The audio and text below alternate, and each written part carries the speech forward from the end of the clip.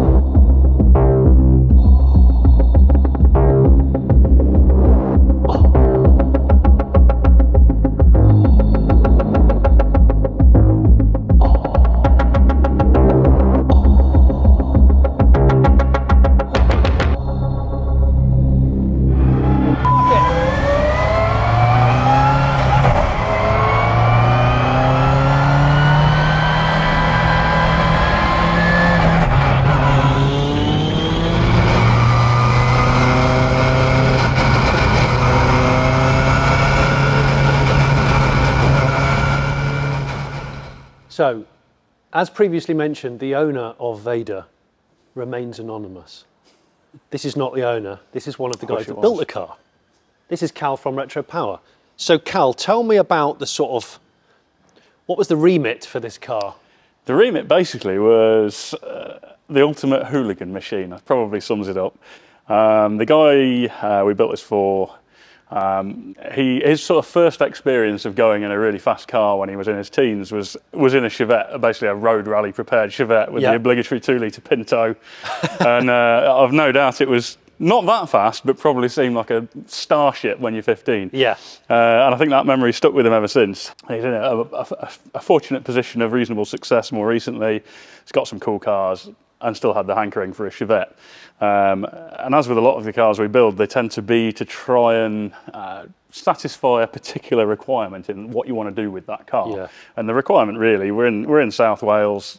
There's amazing driving roads with, you know, no hedges that you can explore performance down, shall we say. Yes. A stone's throw away. So a hooligan machine that you can thrash down some lanes when you've got a nice sunny afternoon to spend some time was basically the remit.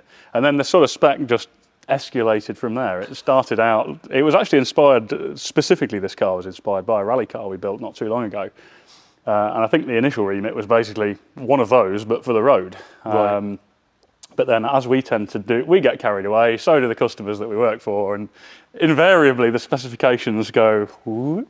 Yeah, it's like the digital rev counter on an 80s Vauxhall, isn't it? It goes, definitely, So the sort of arches and things are based around an HSR Chevette, which was, correct me if I'm wrong, a homologation car for rally purposes, which was kind of the very last of the rear-wheel drive proper rally cars in many ways, wasn't it? Yeah, they were very much in the Mark II Escort days, and I guess some people forget about these because Mark II Escorts and Mark I Escorts, for that matter, have continued to have such a massively popular following off the back of those rallying days. But people forget how spectacular these were, and actually they had a Lotus twin cam, the sort of slanted over 2.3 twin cam engine on twin Webers, and they were an absolute animal. Those engines, I mean, you've probably been in a Lotus Sunbeam, I'm guessing. They sound spectacular. Yeah. Probably more so than the BDAs or whatever were in the Escorts at the time, which is quite a statement because they also sound amazing. Yeah. But yeah, the wide arch kit, I mean, this is actually the extra wide kit. They did 2 widths on the rear arches. Extra wide. The extra wide kit. But when you park this next to just like a standard Vauxhall Chevette, we always said when we were building this, of all of those rally cars of that kind of 70s, 80s era, there were a lot of big transformations from the road car to the rally car, but this I think is the most spectacular because the road car is just this little old lady hatchback, and then you look at this and it's just the transformation. Chevettes were quite. I always thought in standard form, Chevettes have got a very nice kind of gear shift and driving position. And I think this started as quite a base model car, didn't it? Yeah. Just I can't remember what the model was. Probably a 1.1L or something. I don't know what they were, but yeah, they're actually quite a good car as standard. You know, it was a decent setup, double wishbone on the front. You know, good rack and pinion steering. They're actually quite a nice car to drive. Yeah. You know, precise and nippy, and as in standard form, probably nicer to drive than a Mark II Escort, to be fair. So on the front of this, whereas on a Mark II Escort, you'd do a huge amount of radical changes over the standard car to get them to handle well. The front on this is more or less standard setup. Yes, it's been strengthened up, poly bushes, decent dampers, decent springs, but it's still fundamentally the double wishbone setup they came with. The rear end, I mean, it's a live axle originally, it's a live axle now. It's just a much, much stronger live axle in this. It's a fully floating Atlas axle, as they'd call it in the Ford world. So that's actually a carryover from Ford. So it's basically what you would put in a Mark II Escort rally car if you were building a fairly top flight Mark II Escort. Decent Bilstein dampers on the back, but yeah, like you say, fundamentally they did drive well originally. Is the owner a bit of a Star Wars fanatic, or is that just a sort of accident? Not really, no. It wasn't even the Vader theme wasn't planned from the start. We started building the car, and he said, we talked about colours as you do when you're in the early stages because you're excited about the end result, and he said I want it black. And we talked about having the red stripes because the HSR had these sort of stripes that went down the flank and up the C-pillar. That's right. And we talked about doing the red stripes, and he was like, I don't know, and then we talked about maybe doing those in a different colour. And then we said, I can't remember the exact sequence of conversation, but it basically came about that we said, let's just do it all black. And then that sort of gradually became, let's just do everything black. And quite early on, he said, shall we call it Project Vader because it's all black. And then we just became obsessed with that. So like everything became black on it. I mean, it's almost, I almost think these bits should be anodised black rather than red, but it's got such presence.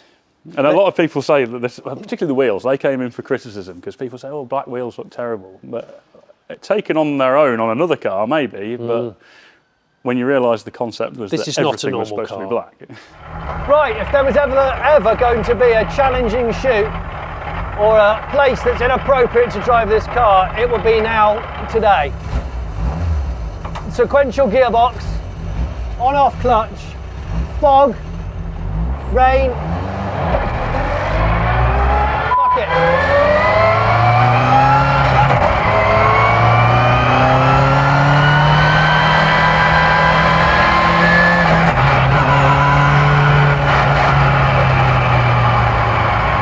Basically can't see because we're on the Welsh hills in fog. This is a very challenging place to drive a car like this, and I'm only doing it because I want you to get an experience of it if you can. Ordinarily you would never drive this car here over a mountain road in the pissing rain, standing water, with Nankang track day tyres, a sequential box, and a paint job to die for. If you've not watched the video where I drive the Gordon Murray Ford Escort, well, Retro Car built that car for Gordon.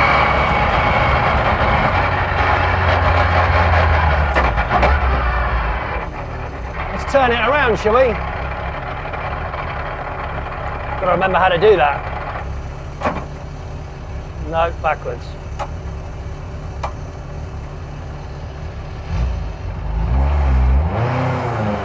It's got a heavy on-off competition clutch, so bear with. But it does have power steering. Fuck, I knew it would do that.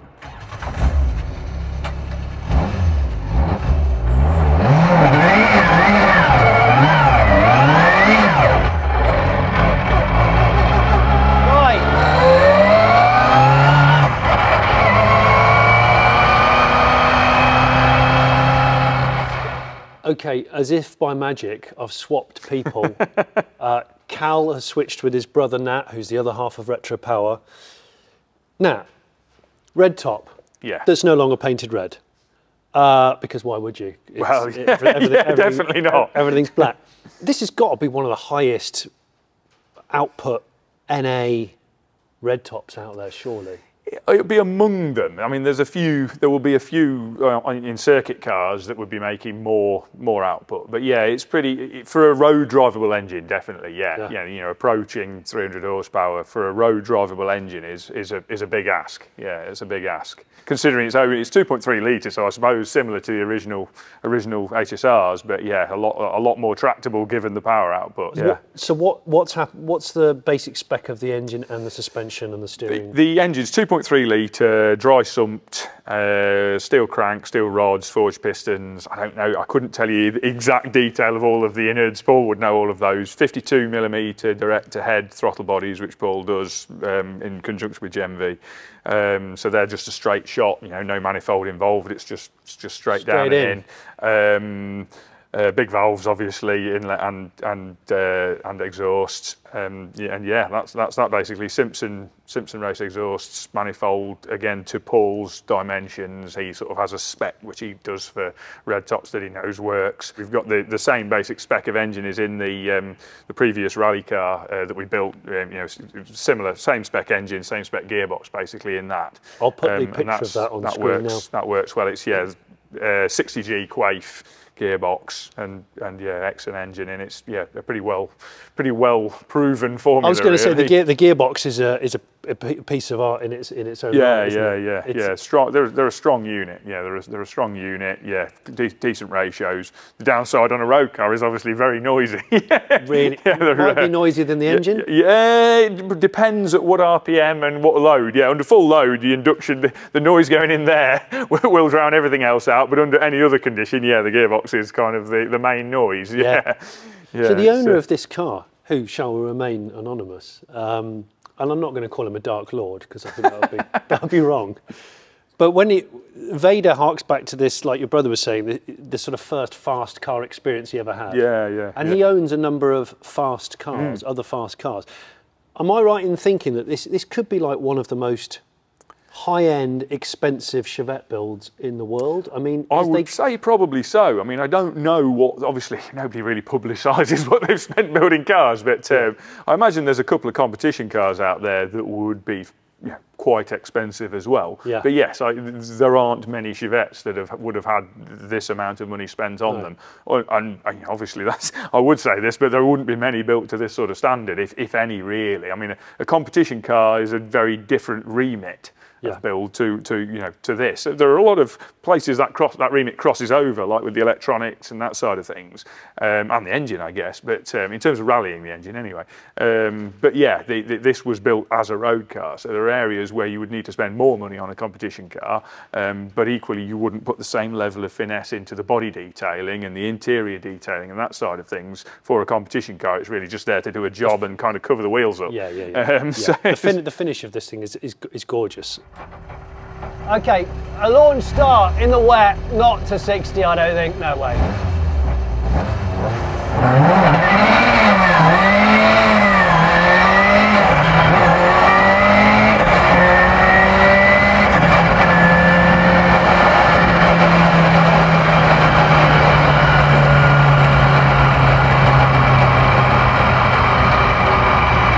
The thing is, this NA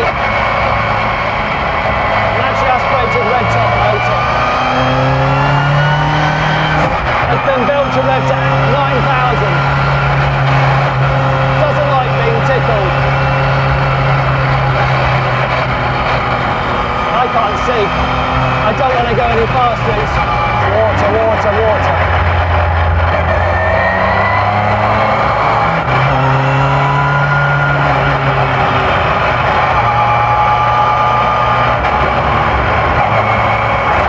Insured for the best part of 200,000 quid, and it is a one-off, as you well know, so yes, I'm trying to be careful.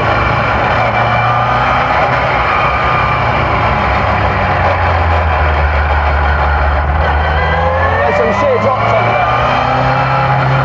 Yes, I'm going to short shift.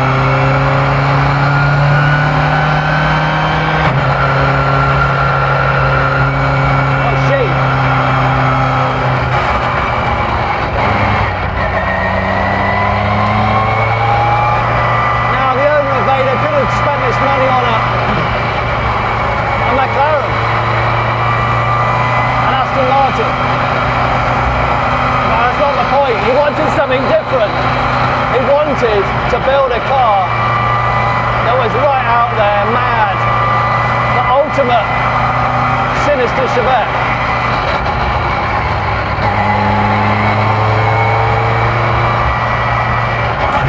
This thing will rev to 9,000. I'm not going to climb anywhere near that today.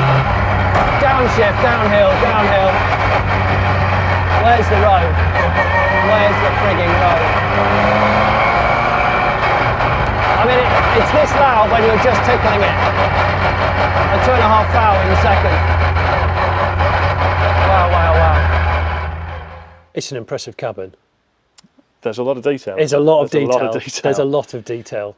Despite all that detail, though, the fundamental has always got to be the sort of driving position and what it feels like as a driver. So that's how they all start. All the interiors we do is trying to get the position, and this car was particularly difficult because you've got the cage here and the transmission tunnel's pretty wide. Yeah. Getting a seat in there that actually sits down low enough that you're not struggling for headroom, particularly on the cage there again.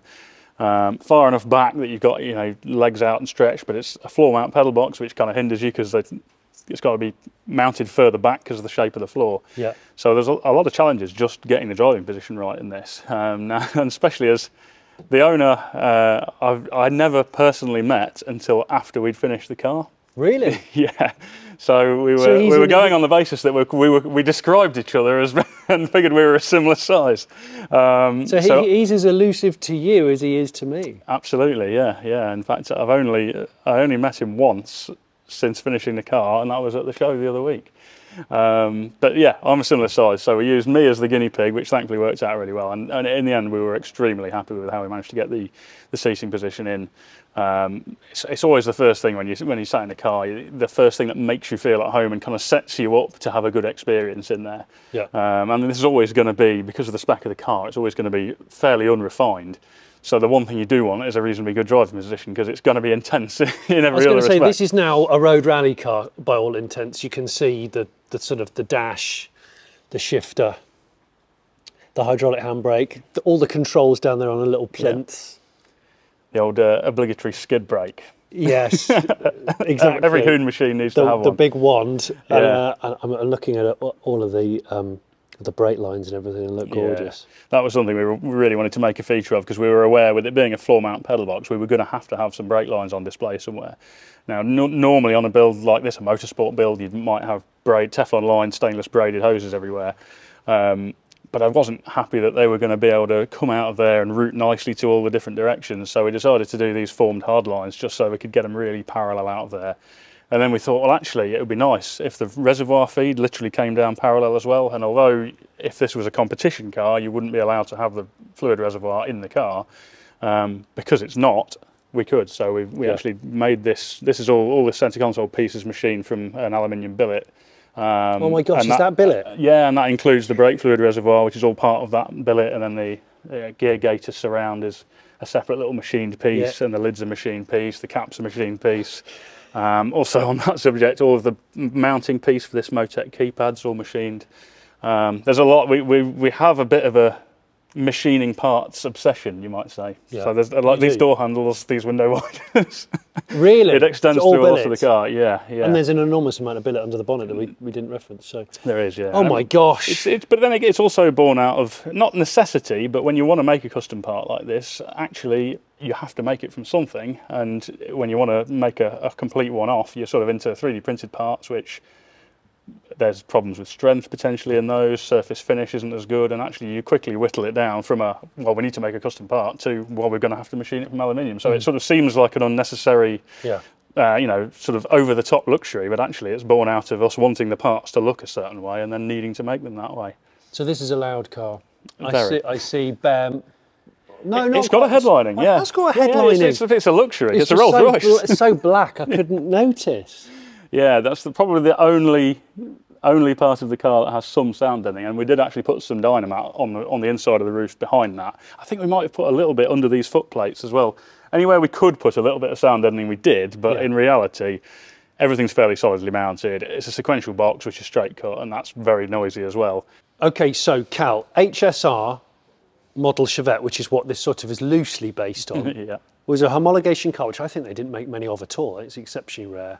And didn't it have composite panels on it and stuff? I'm not actually sure, but I have a feeling that possibly the boot lid and bonnet may have been. I think so too. Yeah. So you can blame me if I've got this wrong. I will research this after. We actually, the rally one of these we built did have initially a fiberglass boot and bonnet, but the fiberglass boot lids you can get off the shelf for these are that bad a fit. On that car, we ended up reverting back to a steel one, even after having bought the fiberglass one. And with that knowledge, we never even bothered trying to get the fiberglass boot lid. You look down this car and it's just absolutely glass. Yeah. It's just, it's like a can of oil. It's incredible. It's just ours. People often say, oh, you know, you do an amazing job, how do you do it, blah, blah, blah. And there's nothing more to it than it's normal body shop sanding. It's just a lot of time. Yeah, it's just block sanding and block sanding and block sanding and block sanding until it's all straight. So the arches, because they're huge, they're amazing. Are these off the shelf or are they? Yeah, they are. And this is where the hours go. Yes, they're off the shelf. But then the amount of work we have to do to get them to fit well is vast. I mean, for a start, we actually remould the way they fit to the car, so we'll cover the side of the car in something that nothing will stick to, and then basically build up the back of the flange, push it against the car while it's set, so it retakes on the exact profile of the car, sand all the faces, where the skirt goes into the wing and where the skirt goes into the rear quarter, that's all basically blended into one and then cut back through, so we know it all is exactly the same profile. Is this a 2-year build? No, 16 months. 16 months we did this in. That's quick for you. Yeah, it is actually. In all honesty, we generally say typical builds 18 to 24 months. I would have probably hoped this would have been at the lower end because it's a simpler car. Yeah, I was happy with 16 months. I'm sure the mystery owner would have loved it in 1 month. But who is the mystery owner? I was happy. Nobody knows.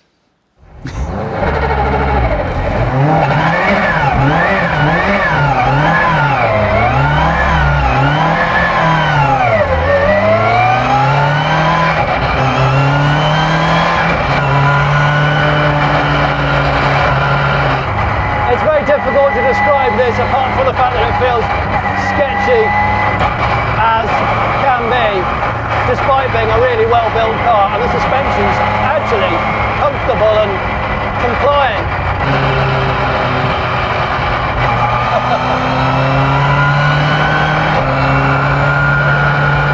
Okay, we're rocking.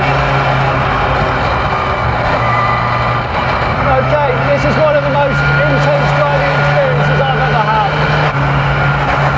We've got a near 300 horsepower naturally aspirated red top.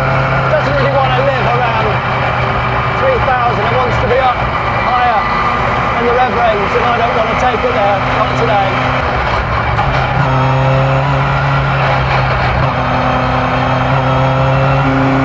So loud in here, I don't know if you can hear any of that.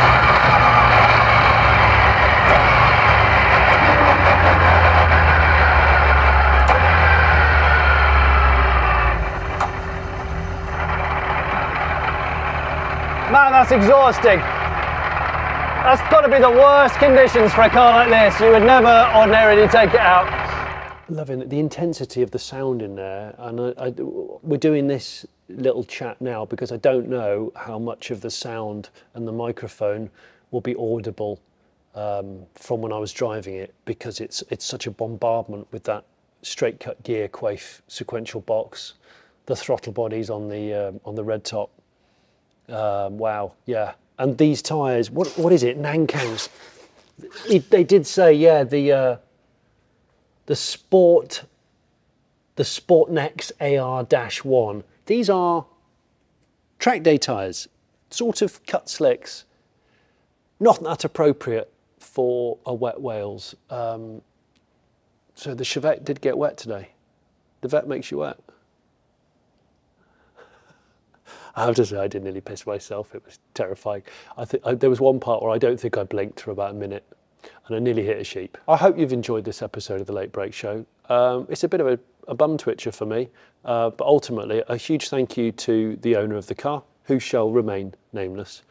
Retro Power Boys for coming and helping arrange this. If you want to subscribe to The Late Break Show or become a Patreon and support us that way, ordinarily you can get early access to videos like this. And thank you to all my patrons who support me thus far.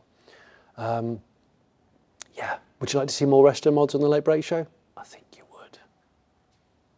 to see some more, whether you like him or not. Anyway, I'm going to shuffle off now and take my lightsaber to the toilet.